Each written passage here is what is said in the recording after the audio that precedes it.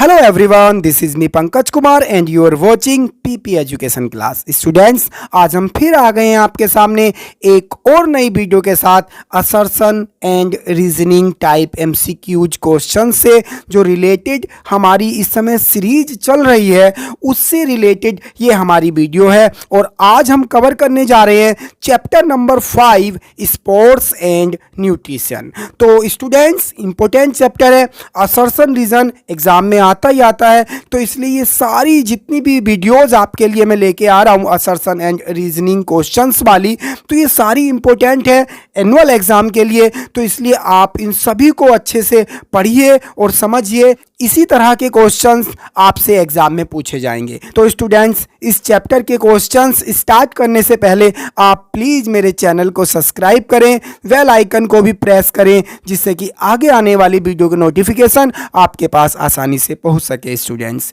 तो चलिए शुरू करते हैं आज की ये वीडियो। तो देखिए, जैसा कि आप जानते ही हैं कि assertion and reasoning type questions में आपको इसमें 4 ऑप्शन दिए हुए होंगे। तो 4 ऑप्शन में ए, बी, सी और डी। तो इस तरह से आप जानते हैं, मैंने आपको ये सब कुछ बता रखा है। तो चलिए सीधे शुरू करते हैं क्वेश्चन नंबर 1 से। स्टूडेंट्स, क्वेश्चन नंबर 1 में असर्शन में स्टूडेंट्स कह रहा है कि nutrition deals with healthy food required for growth and development. आप देख रहे हैं, इसमें कह रहा है कि जो न्यूट्रिशन है वो संबंधित है हेल्थी फूड से, किस लिए? ग्रोथ एंड डेवलपमेंट के लिए। तो जैसा कि आप जानते हैं, जो न्यूट्रिशन है स्टूडेंट्स, ये एक प्रोसेस है ऑब्टेनिंग एंड कंज्यूमिंग फूड की और break down food taken in by the mouth to use for energy in the body. तो आप समझ रहे हैं कि जो ये एक न्यूट्रिशन क्या है, एक प्रोसेस है फूड को कंज्यूम करने की और उसके पूरा डाइजेशन होने की, जिससे क्या होता है कि ग्रोथ एंड डेवलपमेंट के लिए क्या होता है, एनर्जी प्रोवाइड होती है, हमें एनर्जी मिलती है। ठीक है, तो उसको क्या बोलते हैं? न्यूट्रिशन बोलते हैं। तो अब इसमें देखिए रीजन में क्या कह रहा है, carbohydrate is the main nutrients. Carbohydrate main nutrients है। न्यूट्रिएंट्स क्या होते हैं स्टूडेंट्स? ये जो फूड के केमिकल्स होते हैं, इंपॉर्टेंट केमिकल्स होते हैं फूड के, जो कि हमें एनर्जी प्रोवाइड कराते हैं, दैट आर न्यूट्रिएंट्स। तो कह रहा है कि कार्बोहाइड्रेट, तो इस तरह से इसमें कार्बोहाइड्रेट, प्रोटीन, फैट, ये सारे इसमें आते हैं। तो ये कह रहा है कि जो कार्बोहाइड्रेट है इज द मेन न्यूट्रिएंट्स। तो कार्बोहाइड्रेट मेन न्यूट्रिएंट्स है, क्योंकि ये बिल्कुल करेक्ट स्टेटमेंट है, क्योंकि स्टूडेंट्स जो 60 से 70% जो अमाउंट होता है वो कार्बोहाइड्रेट का होता है और सबसे ज़्यादा अमाउंट होता है स्टूडेंट्स हमारी बैलेंस डाइट में। तो ये ऑप्शन बिल्कुल करेक्ट ऑप्शन है। तो ए भी इसमें आप देख रहे हैं, न्यूट्रिशन जो है वो हेल्थी फूड से रिलेटेड है, जो कि हमारा ग्रोथ एंड डेवलपमेंट के लिए रिक्वायर्ड है। तो इसमें ए भी करेक्ट है एंड आर भी करेक्ट है। बट आप देख रहे हैं कि कार्बोहाइड्रेट जो है मेन न्यूट्रिएंट्स है, जबकि न्यूट्रिशन को इसने किसी तरह से एक्सप्लेन नहीं किया है। आप देख रहे हैं कि रीजन में एक प्रॉपर एक सेंटेंस बता रहा है कि कार्बोहाइड्रेट मेन न्यूट्रिएंट्स है जो हमारी बैलेंस डाइट का होता है। ठीक है, तो इस तरह से इसका जो ऑप्शन होगा स्टूडेंट्स, वो बी ऑप्शन इसमें करेक्ट ऑप्शन हो जाएगा। A and R are true and R is not the correct explanation of A. Okay students, चलिए आगे बढ़ते हैं और देखते हैं question number 2। Students, question number 2 में असर्शन में कह रहा है कि balance diet contains all the important nutrients required for growth and development. तो स्टूडेंट्स, बैलेंस डाइट क्या होता है? बैलेंस डाइट होता है जिसमें जो न्यूट्रिएंट्स हैं वो प्रॉपर अमाउंट में सारे के सारे carbohydrate, protein, fat, vitamins, minerals, water, ये जितने भी मैक्रो भी और माइक्रो न्यूट्रिएंट्स भी, सारे जब एक प्रॉपर अमाउंट में हमारे फूड में होते हैं, प्रॉपर अमाउंट में मिलते हैं हमें, दैट बैलेंस डाइट कहलाती है। ओके, तो इसमें वो कह रहा है कि बैलेंस डाइट में ये सारे जो इंपॉर्टेंट न्यूट्रिएंट्स हैं ये रिक्वायर्ड होते हैं बॉडी की ग्रोथ के लिए एंड डेवलपमेंट के लिए। रीजन में देखिए, macro nutrients is the main component of diet. अब ये कह रहा है कि जो मैक्रो न्यूट्रिएंट्स हैं, आप देख रहे हैं कि ये क्या होता है कि न्यूट्रिएंट्स 2 टाइप के होते हैं, मैक्रो एंड माइक्रो। मैक्रो में क्या आते हैं? कार्बोहाइड्रेट, फैट, प्रोटीन, ओके, और जो माइक्रो में आते हैं वो विटामिन एंड मिनरल्स आते हैं। ओके, तो इस तरह से ये कह रहा है कि जो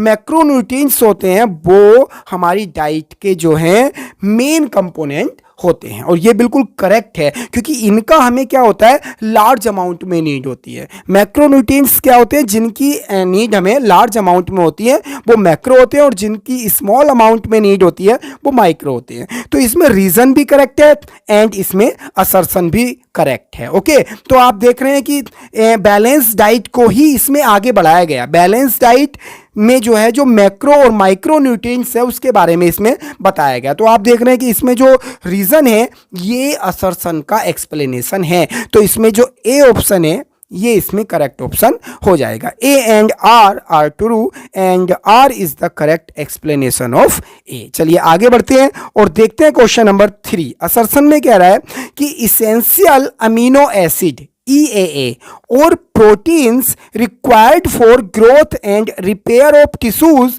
ऑफ द बॉडी। असर्शन में कहा गया स्टूडेंट्स, जो इसेंशियल अमीनो एसिड हैं EAA और प्रोटीन है, इनकी रिक्वायर्ड होती है ग्रोथ के लिए और रिपेयर ऑफ टिश्यूज, जो ऊतक होते हैं उनकी मरम्मत के लिए ऑफ द बॉडी। ओके, तो ये बिल्कुल करेक्ट स्टेटमेंट है, क्योंकि जो इसेंशियल अमीनो एसिड हैं वो जो होते हैं 9 होते हैं। टोटल कितने होते हैं इसेंशियल अमीनो एसिड? 9 होते हैं, जिनका प्रोटेक्शन बॉडी में नहीं होता और उनको आउटसोर्स करना पड़ता है। इसके कुछ सोर्सेज होते हैं जिनसे कि ये हमें बॉडी को मिलता है, जैसे कि milk, dairy product, soybean, egg, meat etcetera. इन चीज़ों से हमें ये जो है इसेंशियल अमीनो एसिड जो है ये हमें मिलता है। ओके, तो इसमें क्या रहा है कि जो प्रोटीन और इसेंशियल अमीनो एसिड हैं ये हमारी ग्रोथ के लिए और हमारे जो ऊतक हैं उनकी मरम्मत के लिए ज़रूरी होते हैं। ओके, तो रीजन में देखते हैं students, deficiency of proteins causes low testosterone. Okay, तो ये जो लो टेस्टोस्टेरोन होता है स्टूडेंट्स, ये एक हार्मोन्स होता है और ये पुरुष में एक सेक्स हार्मोन्स होता है जो पुरुष में मर्दानगी का प्रतीक होता है स्टूडेंट्स, जिसका काम होता है मांसपेशियों को ताकत देना, आरबीसी जो होती है हमारी उनके लेवल को बनाए रखना, हड्डियों को मजबूती देना और जो यौन एवं प्रजनन गतिविधियां हैं उनको बनाए रखना। तो इसमें कह रहा है कि यदि डिफिशियंसी हो जाए प्रोटीन्स की तो फिर ये प्रॉब्लम आ जाती है। Deficiency of water soluble vitamins, और जो वाटर सोल्यूबल विटामिन्स है विटामिन बी और सी, इनकी भी कमी हो जाती है।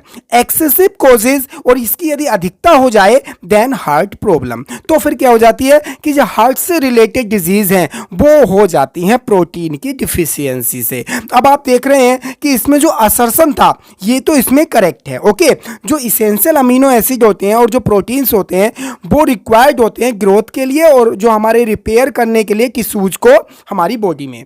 लेकिन इसमें जो ये कह रहा है कि जो प्रोटीन का जो डिफिशियंसी होता है इसका कॉजेज होता है लो टेस्टोस्टेरोन, तो ये इसमें करेक्ट ऑप्शन नहीं है स्टूडेंट्स। ओके, तो इसमें क्या होगा, जो असर्शन है ये इसमें करेक्ट है, बट स्टूडेंट्स इसमें रीजन क्या है, ये इसमें रॉन्ग है। ओके, तो इसलिए इसमें जो सी ऑप्शन है A is true but R is false, ये इसमें करेक्ट ऑप्शन हो जाएगा स्टूडेंट्स। ओके, क्लियर समझ आ रहा है ना? चलिए आगे बढ़ते हैं और देखते हैं क्वेश्चन नंबर 4 स्टूडेंट्स। असर्शन में कह रहा है कि a balanced diet depends on age, sex and the type of work that one is required to carry. Okay, assertion में स्टूडेंट्स कहा गया है कि एक बैलेंस डाइट डिपेंड करती है on age, sex and type of work. बिल्कुल सही बात है, जो बैलेंस डाइट है वो हमारी एज पर, सेक्स पर और जो टाइप ऑफ वर्क है, हम किस तरह का वर्क करते हैं उस पर डिपेंड करती है। Okay, that one is required to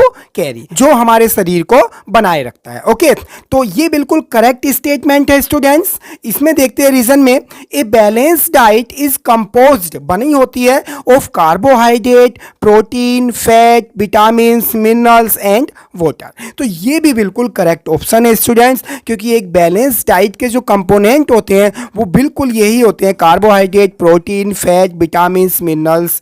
ठीक है, तो ये सारे के सारे जो हैं ये कंपोनेंट है बैलेंस डाइट के। तो देखिए स्टूडेंट्स, इसमें असर्शन भी और रीजन भी ये दोनों ही करेक्ट हैं, बट आप देख रहे हैं कि इसमें जो रीजन है वो असर्शन का एक्सप्लेनेशन नहीं करता, क्योंकि देखिए जो असर्शन में है वो बैलेंस डाइट पे के बारे में बताया गया है कि बैलेंस डाइट किस पर डिपेंड करती है, जबकि रीजन में बताया गया है कि बैलेंस डाइट के कंपोनेंट ये हैं। ओके, इट मीन्स दोनों में जो है वो एक अलग अलग बात कही गई है, तो इसलिए इसमें A and R true and R is not the correct explanation of A. Okay, तो इसलिए इसमें बी ऑप्शन करेक्ट ऑप्शन हो जाएगा। ओके स्टूडेंट्स, चलिए आगे बढ़ते हैं और देखते हैं क्वेश्चन नंबर 5 स्टूडेंट्स। तो असर्शन में देखते हैं students, carbohydrate are the main source of energy for almost all activities of an individual. Okay, तो जैसा कि हम देख रहे हैं कि असर्शन में कार्बोहाइड्रेट को एक्सप्लेन किया गया है।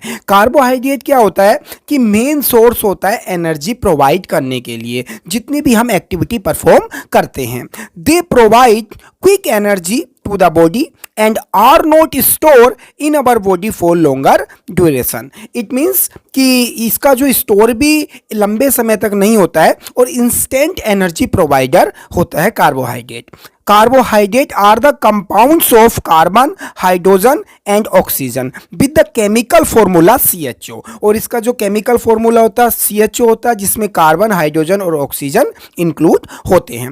On an average 1 gram of carbohydrate gives 4 calories of energy on burning. ठीक है, तो यदि 1 ग्राम कार्बोहाइड्रेट को बर्न करते हैं, यूज करते हैं, देन 4 कैलोरीज हमें जो है कि प्राप्त होती हैं, हमें मिलती हैं उससे। ओके, तो ये इसमें असर्शन में कहा गया है और ये कार्बोहाइड्रेट में के बारे में जो इसमें एक्सप्लेन किया गया है ये बिल्कुल करेक्ट है और स्टेटमेंट जो है असर्शन का ये भी करेक्ट है। रीजन में देखते हैं, dietitian recommended 60 to 70% of carbohydrate in our diet. आप देख रहे हैं कि असर्शन में भी कार्बोहाइड्रेट को बताया गया था और फिर रीजन में भी कार्बोहाइड्रेट को ही एक्सप्लेन किया गया है। तो इस तरह से ये समझ में आ रहा है कि जो रीजन है वो असर्शन का एक्सप्लेनेशन है। देखिए पहले स्टेटमेंट पढ़ लेते हैं।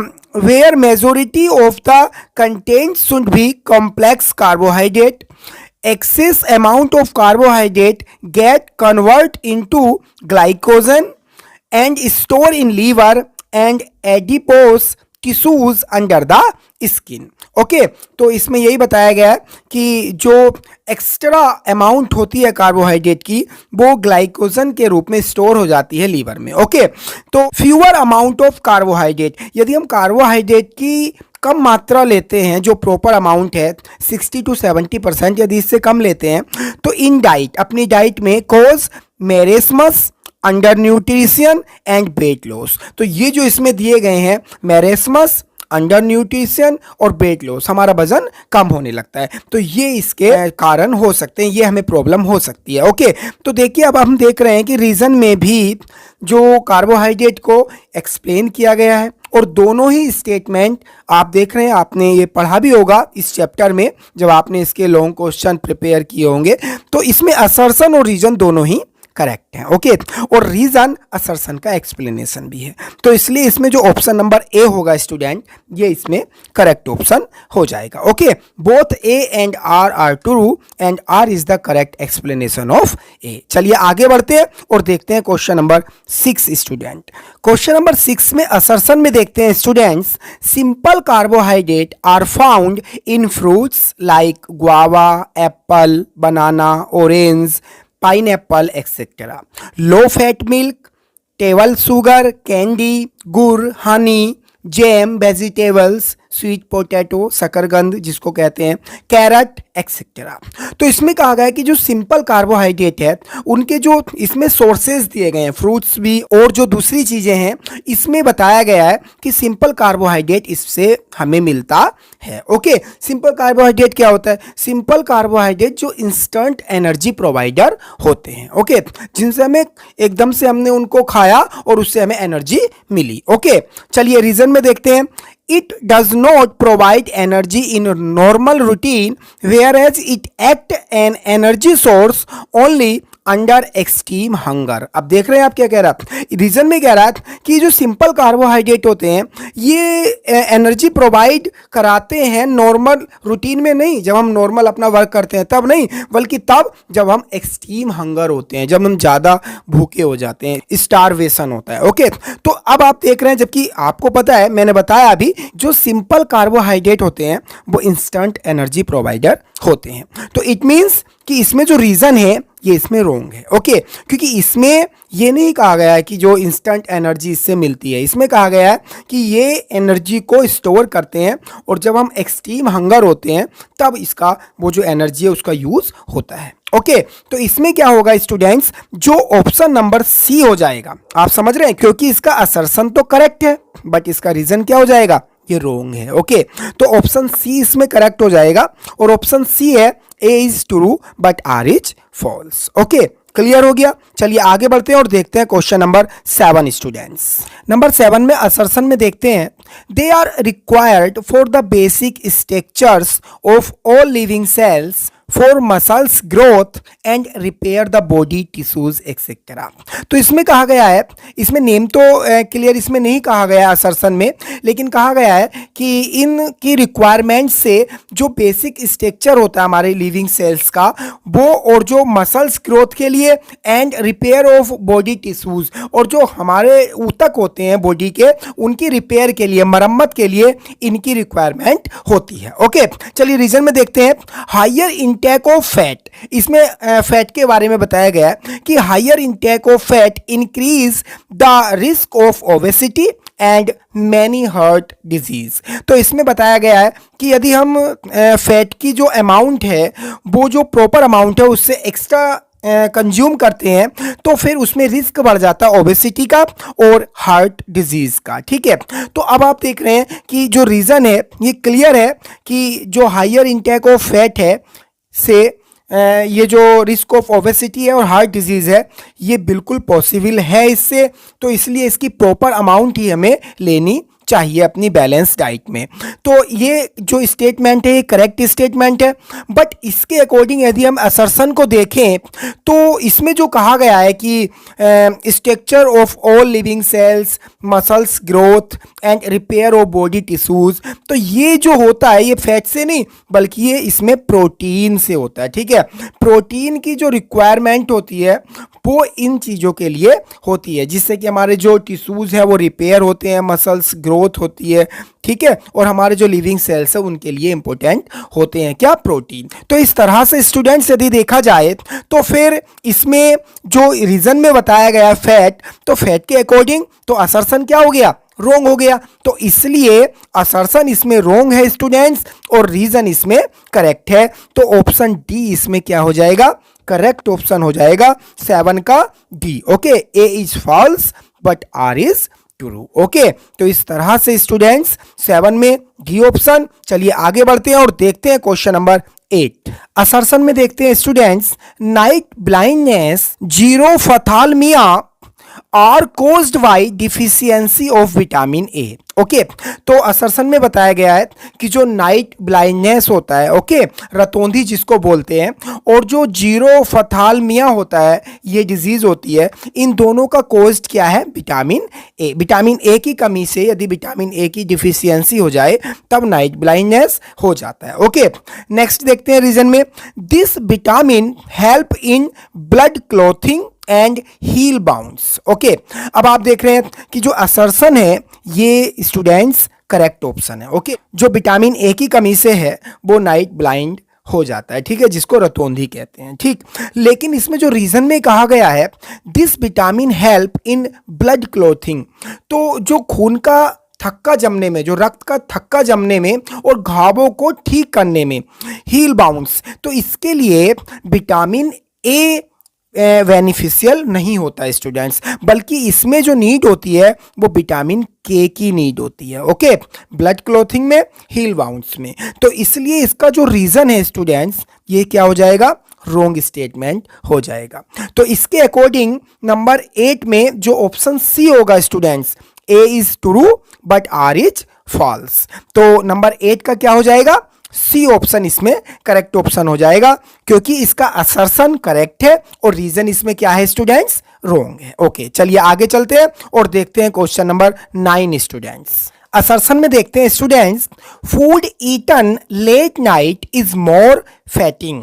इट मीन्स कि यदि लेट नाइट में यदि फूड खाना खाया जाए तो उससे क्या होता है, मोटापा आता है। ठीक है, तो यदि हम देखें तो ये करेक्ट स्टेटमेंट है, क्योंकि क्या होता है कि यदि आप लेट नाइट फूड खाते हैं, खाना खाते हैं, ये आपकी हैबिट है, आपका मोटे होने का चांसेस बढ़ जाते हैं, ओबेसिटी आप पे आ सकता है, मोटापा आ सकता है। ओके, रीजन में देखते हैं, स्टडीज रिवील्ड डेट, अध्ययन से पता चलता है कि large meal eaten late night did not make much changes.